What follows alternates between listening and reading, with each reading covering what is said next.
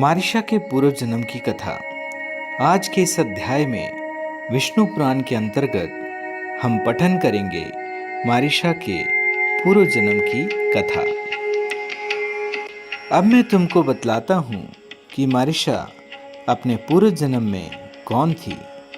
इसके जानने से तुम प्रजावृद्धि करने के अपने उद्देश्य में सफल हो जाओगे। मारिशा अपने पूर्व जन्म में एक महारानी थी। पुत्रहीन अवस्था में इसके पति का देहांत हो गया था। अतः अपने भक्ति भाव से उसने भगवान विष्णु को प्रसन्न किया। भगवान विष्णु ने प्रकट होकर कहा, शुभ है, मैं तुमसे संतुष्ट हूँ, अतः तुम वर मांग लो। तब उसने मन की अभिलाषा इस प्रकार कही, हे भगवान, मैं बाल विधवा हूँ, मेरा जन्म व्यर्थ है। मैं इतनी अभागिन हूँ कि पुत्रहीन उत्पन्न हुई।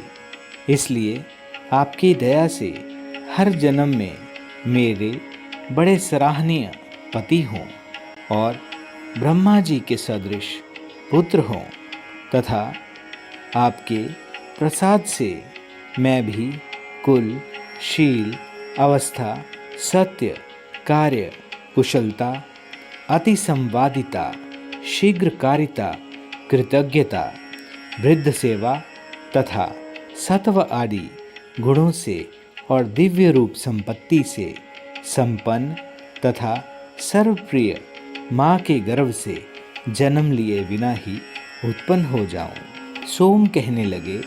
उसके ऐसा कहते ही प्रणाम के लिए वह नारायण के सामने झुकी।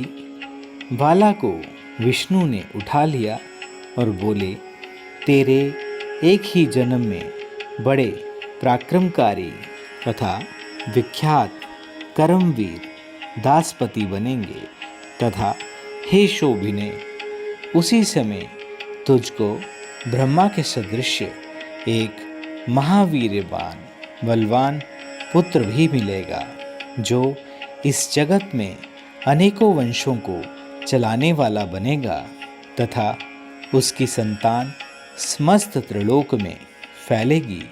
और तू मेरी दया के उद्धार स्वरूप गुण वाली, सुशील तथा मनुष्यों को प्रसन्न करने वाली माता के गर्भ से जन्म लिए बिना यानी अयोनिजा पैदा होगी। हे राजकुमार, उसको ऐसा प्रदान देकर भगवान विष्णु अंतर्ध्यान हो गए और यही वह मारिशा के स्वरूप में पैदा हुई जो तुम्हारी आज भार्या है। मारिशा से प्रचेताओं का विवाह श्री पराशर जी कहने लगे। तब सोमदेव के ऐसा कहने पर प्रचेताओं ने अपना क्रोध शांत किया तथा उस मारिशा को वृक्षों द्वारा भार्या रूप में स्वीकार किया। उन 10 प्रचेताओं द्वारा मारिशा के गर्भ में महभाग प्रजापति दक्ष का जन्म हुआ। पहले ब्रह्मा जी द्वारा पैदा हुए थे। उन प्रजापति दक्ष ने ब्रह्मा जी की आज्ञा का पालन करते हुए सर्ग रचना के हेतु तैयार होकर उनकी स्वयं की रचना में वृद्धि करने वाले और संतान उत्पत्ति के लिए ऊंच नीच तथा 2 पैरों वाले और 4 पैरों वाले नाना प्रकारीय जीवों की पुत्र रूप से उत्पत्ति कर डाली। प्रजापति दक्ष ने पहले मन से ही सृष्टि करने के पश्चात स्त्रियों को उत्पन्न किया। उनमें से 10 धर्म को तथा 13 कश्यप को मिली।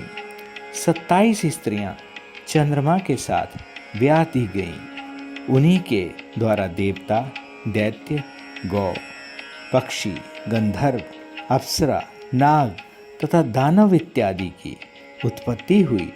हे मैत्रेय, दक्ष काल से ही प्रजा का मैथुन अर्थात स्त्री पुरुष संबंध द्वारा उत्पन्न होना प्रारंभ हुआ। उससे पूर्व अति तपस्वी प्राचीन सिद्ध पुरुषों के तपोबल द्वारा उनके संकल्प, दर्शन अथवा स्पर्श मात्र से ही प्रजा की उत्पत्ति हो जाया करती थी। श्री मैत्रेय जी कहने लगे, हे मुनीश्वर, मैंने तो ऐसा सुन रखा है कि दक्ष का जन्म ब्रह्मा जी के दाएं अंगूठे में से हुआ था।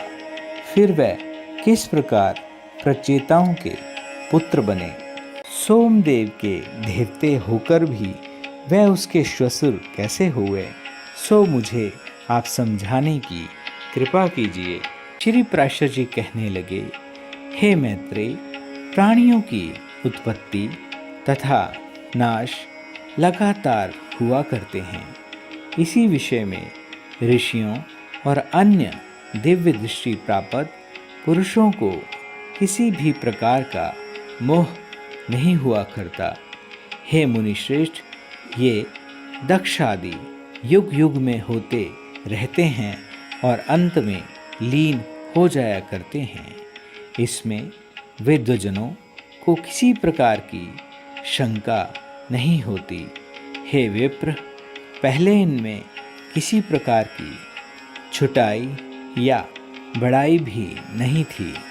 उस समय तपस्या तथा प्रभाव की उनकी ज्येष्ठता ही कारण हुआ करती थी। इस तरह जीवित रहने तक यहाँ महान दुख प्राप्त होता है तथा मृत्यु के पश्चात भी यम द्वारा प्रदत्त यातनाओं में गर्भ प्रवेश में अनेक प्रकार के आत्मा को कष्ट भोगने पड़ते हैं। यदि तुमको गर्भ में रहने पर सुख की किंचित अनुभूति होती तो वो मुझसे स्पष्ट कहो। संपूर्ण जगत इसी प्रकार दुखमय जीवन व्यतीत करता है। अतः दुखों के परम आलंबन इस जगत संसार में एकमात्र भगवान श्री हरि ही आपकी परम गति हैं। मैं ये बात सत्य ही कह रहा हूँ। अतः समस्त संसार भगवान विष्णु का ही विस्तार मात्र है। इसलिए पुरुषों को अभेद स्वरूप से देखना चाहिए।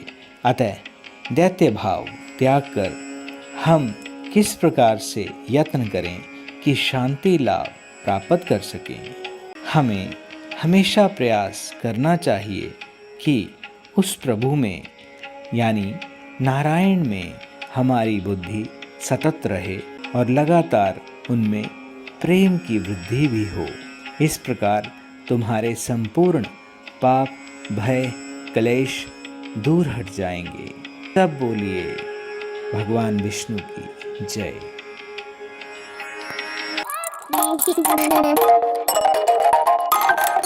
Thank you.